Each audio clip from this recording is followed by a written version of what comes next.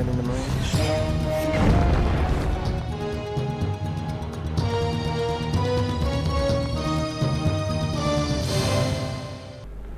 Hola, ¿qué tal? ¿Cómo les va? Es un gusto encontrarnos con ustedes en esta aldea global semanal, los temas más importantes que han surgido durante una semana. Y los tres más destacados tienen que ver con las elecciones en Francia, el balotage, la salud de Chávez, como así también la caída de un nuevo gobierno en Europa, en este caso en Holanda. Así comienza entonces la aldea global semanal.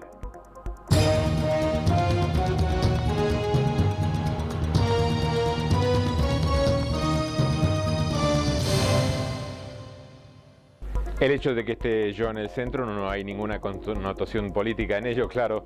En realidad está viendo a lo que su derecha es en la pantalla, a Nicolas Sarkozy, el actual presidente francés, que lucha en este balotaje frente a este señor François Hollande, que tiene todas las posibilidades y las intenciones de voto para las próximas elecciones en Francia y al menos pareciera ser el favorito.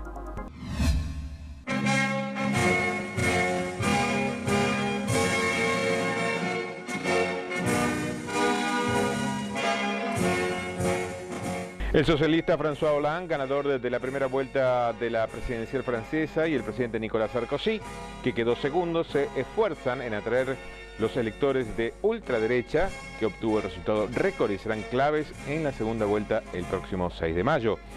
Según los resultados oficiales casi definitivos, Hollande obtuvo el 28,63% de los votos y Sarkozy un 27,08%. Sarkozy afirmó que hay que aportar una respuesta al alto nivel de votos de la extrema derecha y anunció una gran manifestación el 1 de mayo en torno al tema del verdadero trabajo, coincidiendo con los desfiles sindicales del Día de los Trabajadores, tradicionalmente de izquierda. Hollande, favorito en los sondeos, ya obtuvo el apoyo del Frente de Izquierda y de los ecologistas y emprende este lunes su nueva campaña en Bretaña para conseguir los votos que le aseguren la mayoría absoluta el próximo 6 de mayo. La crisis en Europa se trasladó a los Países Bajos, más precisamente estamos hablando de Holanda, que es el 16º gobierno que cae por efecto de la crisis.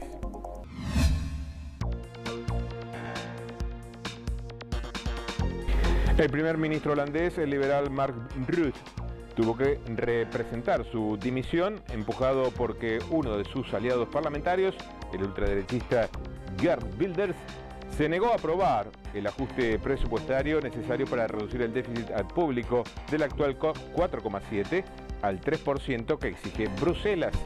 Rutte presentó su renuncia a la reina Beatriz y se convirtió en el gobierno número 16 que cae en Europa en el marco de la crisis que sufre desde el año 2010. Ya debieron renunciar los gobiernos de Reino Unido, recordemos, Irlanda, Holanda, Finlandia 2 veces, Dinamarca, Portugal, Hungría, República Checa, Eslovaquia, Bélgica, España, Grecia, Italia y Rumania. Durante los últimos 2 años, Holanda era el país más ortodoxo en el control de las cuentas públicas y el que más duramente exigía a sus socios europeos los ajustes que ahora fue incapaz de aprobar. Más información internacional. Arabia Saudita, un niño de 4 años asesinó a su padre porque no le quiso comprar una PlayStation. Le pegó un tiro en la cabeza luego de una fuerte discusión. Es el homicida más joven del país. Estados Unidos, la inmigración desde México, tanto legal como ilegal, se ha detenido. Podría haberse revertido por los cambios demográficos y económicos a ambos lados de la frontera. República Dominicana. Un brote de cólera dejó al menos 6 muertos. Las autoridades están en alerta, ya que hay centenares de personas en tratamiento por diarrea y vómito, los síntomas más comunes de esta enfermedad. Hubo rumores durante la semana tras el viaje del presidente de Venezuela, Hugo Chávez, a Cuba para su tratamiento de radioterapia. Se dijo de todo ante su silencio. Sin embargo, salió a hablar para el pueblo de Venezuela, desmintiendo con la hora de rumores de su posible muerte. Casi las 6 de la tarde en La Habana. Cae el sol, hay una canción, Adán, ¿no? La cantaba. Chávez, quien viajó a Cuba para tratar del cáncer que padece, reapareció dando un mensaje grabado difundido por cadena nacional en televisión venezolana. Allí perdonó a quienes difunden rumores sobre el empeoramiento de su salud. Chávez cumplió más de una semana en Cuba, donde se realizan los tratamientos. Los que empiezan a lanzar rumores, ¿será que creen que estoy comiendo mantequilla? Este es un tratamiento de radioterapia, aseguró. Las prolongadas ausencias unidas al secretismo oficial han provocado que las redes sociales se conviertan en un hervidero de falsos rumores y en un campo de batalla informativo plagado de insultos por todas partes. Tengo gran fe en Cristo para seguir viviendo cada día más. Está en sus manos que este tratamiento que estamos siguiendo tenga éxito y yo pueda continuar renovando la marcha con este amor, afirmó. Por otra parte, Chávez destacó la ventaja que le dan las encuestas con miras a las elecciones del próximo 7 de octubre, cuando buscará una segunda reelección contra el candidato opositor Enrique Capriles Radonsky. Los disidentes cubanos, algunos toman medidas drásticas cuando son detenidos, como por ejemplo negarse a comer y declararse en huelga de hambre en contra del gobierno de Castro. Por esta razón ya han muerto 2 personas. Que lo están utilizando para reprimir, para detener, para encarcelar, llevarse hacia su calabozo a más de medio centenar de opositores pacíficos. En este caso, el exprisionero político del Grupo de los 75, José Daniel Ferrer, se declaró también en huelga de hambre en el centro policial donde se encuentra arrestado desde hace 21 días, según dijo su esposa Belkis Castillo. Durante una visita, José Daniel me estaba diciendo que allí las condiciones son pésimas, la comida está en mal estado y que lo quieren matarlo lentamente. La visita fue interrumpida y me dijo: llévate todos los alimentos que me declaro en huelga de hambre, detalló la esposa de Ferrer. Ferrer fue detenido el pasado 2 de abril en Santiago junto a otros opositores, la mayoría militantes de la ilegal Unión Patriótica de Cuba, cuyo opositor que él encabeza, y aún a casi un mes las autoridades no han formulado cargos formales. Ferrer, uno de los 75 opositores condenados en la primavera del año 2003, fue liberado hace un año bajo la figura de licencia extrapenal y estuvo entre los 12 integrantes de ese grupo que se negaron a viajar a España como condición para salir de la cárcel. El gobierno cubano cataloga a los disidentes y opositores como contrarrevolucionarios y mercenarios al servicio de los Estados Unidos. Uno de los volcanes más activos en el mundo, estamos hablando del Popocatépetl en México, más conocido también por Don Goyo, está sembrando terror en la región.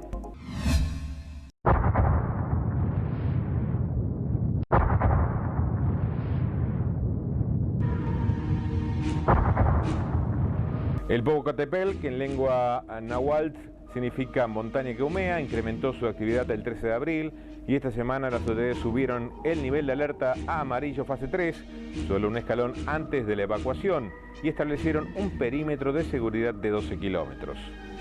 El Popocatépetl, que con sus 5.452 metros de altura es la segunda montaña más alta de México, es de tipo explosivo, con expulsiones que pueden alcanzar grandes distancias, siendo el tipo de volcán más peligroso. Los vecinos de San Pedro Benito Juárez tienen motivos para temer por sus vidas, ya que el pueblo está situado a solo 9 kilómetros del cráter. En 50 kilómetros a la redonda del volcán colindan los estados de Puebla, Morelos y Estado de México, donde viven casi cerca de 5 millones de habitantes, de los que 685.000 se encuentran en zona de alto riesgo. 5 kilómetros más allá de este radio comienza la capital, donde viven más de 20 millones de habitantes. El ejército ya está preparado para una gran evacuación masiva y todo el país está en alerta. Aún falta bastante tiempo cuando se haga el referéndum del próximo 6 de noviembre del año 2012. Estamos hablando del estado de California, que tendrá que decidir ese día en este referéndum, tras la gran cantidad de firmas juntadas, si van a abolir la pena de muerte o no.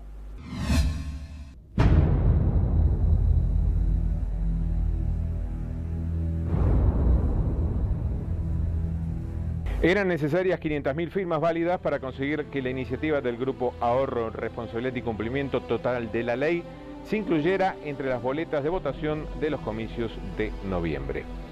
Al margen de los preceptos morales alrededor de la pena capital, la aprobación de este proyecto redundará en un ahorro para el Estado de 200 millones de dólares, gasto asociado con el corredor de la muerte. Ese dinero, estipula la ONG, será invertido en la investigación de asesinatos y violaciones sin resolver. California está entonces a punto de reemplazar la pena de muerte por cadenas perpetuas sin posibilidad de libertad condicional como máximo castigo por asesinato. En todo Estados Unidos, desde que se restableció la pena de muerte en 1976, han sido ejecutadas más de 1.280 personas en los 34 estados donde se aplica esa condena. Me acerco un poco más a Angelina Jolie, la bella Angelina Jolie, que sorprendió a todos porque de sorpresa estuvo viendo la situación de los refugiados en Ecuador, más precisamente entre el límite entre Ecuador y Colombia, para ver cómo se encontraban cada uno de ellos. Nobody wants to become a refugee. Nobody wants to be away from their home. And nobody wants to be living on borrowed land and having to beg for a visa every year and not be able to know where their, what their life is going to be, what their children's life is going to be, if they're going to be able to access any jobs, any medical, their lives are so unstable. And they're only suffering through this because they have to.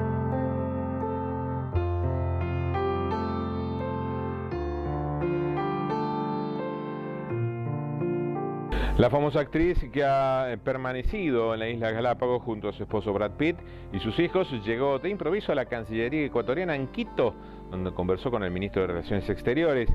Como embajadora de buena voluntad de Alto Comisionado de Naciones Unidas para los Refugiados, ACNUR, Jolie visitó las localidades amazónicas de Barranca Bermeja y Providencia, situadas muy cerca de la frontera. Jolie, que ya estuvo en el país en el año 2010, visitó la frontera como enviada especial del titular del ACNUR, Antonio Gutiérrez, quien, por su parte, lleva adelante el programa llamado Gracias Ecuador, en reconocimiento a la labor cumplida por el gobierno en favor de los desplazados.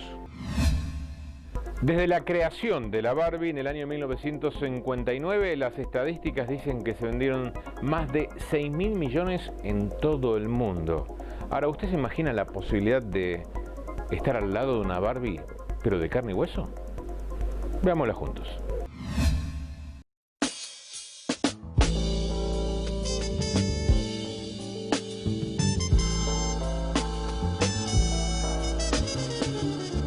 Valeria Lyukhanova, de 21 años, se ha convertido en la Barbie ucraniana de carne y hueso, siguiendo el ejemplo de la estadounidense Dakota Rose, de 16, quien fue la precursora en convertirse en la popular muñeca, por lo menos en Occidente.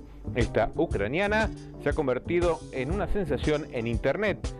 Según ha dicho ella misma en su blog, aspira a ser la mujer más famosa de la red, por lo menos en su idioma. Valeria tiene el mismo aspecto de la muñeca, cabello rubio y largo, una estrecha cintura, igual que una Barbie. Sin embargo, no ha sido todo halagos para la muchacha, quien tiene detractores. Uno de sus miles de seguidores comentó: ella no solo luce fea, sino que este tipo de gansadas son un pésimo mensaje para nuestras niñas. Valeria se suma al número de chicas que por estos días buscan parecerse a una muñeca, logrando un gran impacto en las redes sociales. Más información internacional, pero en este caso del Mercosur. Medicamentos de alto costo. Argentina y Brasil implementarán estrategias conjuntas para incentivar la fabricación de productos biotecnológicos de alto costo. Estos absorben un valor cada vez mayor de los presupuestos de salud. Concurso de tecnología en salud. Podrán competir por el premio Mercosur estudiantes y profesionales. Hay tiempo hasta el 9 de julio para presentar trabajos de investigación. Las distinciones oscilan entre $2.000 y $10.000. Mujica visitó a Rousseff.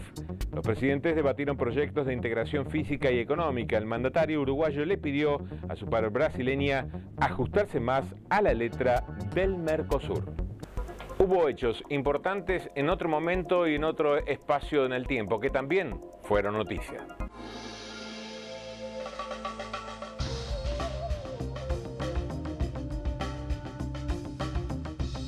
El enfrentamiento entre el presidente palestino Yasser Arafat y el primer ministro designado Abu Mazen llega a su fin el 23 de abril del año 2003 tras varios días de bloqueo y fuertes presiones de Estados Unidos, Europa y los países árabes.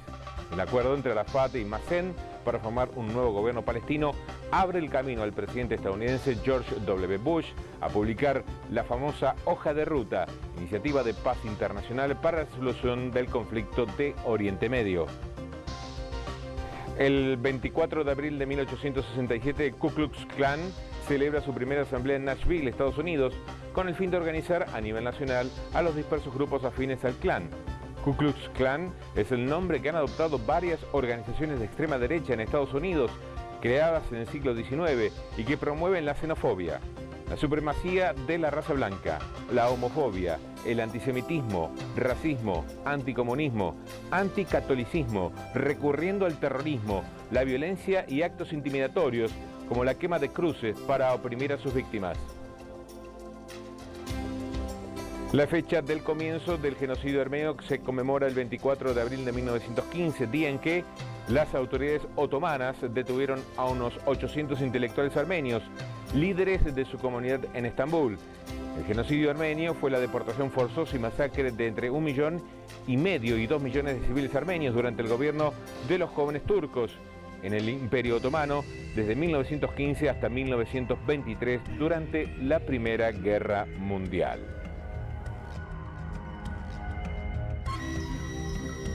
La Revolución de los Claveles fue el alzamiento militar que el 25 de abril de 1974 acabó en Portugal con la dictadura más longeva de Europa, que dominaba el país desde 1926.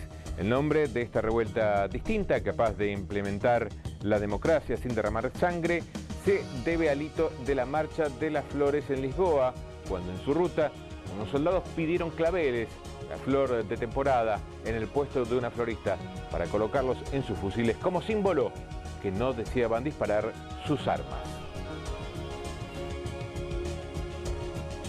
El bombardeo de Guernica fue un ataque aéreo por orden de Francisco Franco realizado sobre la población vasca el 26 de abril de 1937 en el transcurso de la Guerra Civil Española por parte de la Legión Cóndor alemana y la aviación legionaria italiana que combatían en favor de los sublevados. Pocas semanas después, el hecho que cobró 126 víctimas fatales, Picasso comenzó a pintar el enorme mural conocido como el Guernica. Bien, hasta aquí llegamos en esta Aldea Global Semanal. Por cierto, ha sido un gusto compartir estos 30 minutos de información de carácter internacional junto a ustedes. Nos pueden escribir, ahí lo pueden ver abajo en nuestro correo electrónico agsemanal@hotmail.com. Nos despedimos. Lo que pasaba hace 18 años en Sudáfrica, cuando un presidente negro iba ya a convertirse en presidente electo por el pueblo sudafricano. En 1994 ganaba Mandela.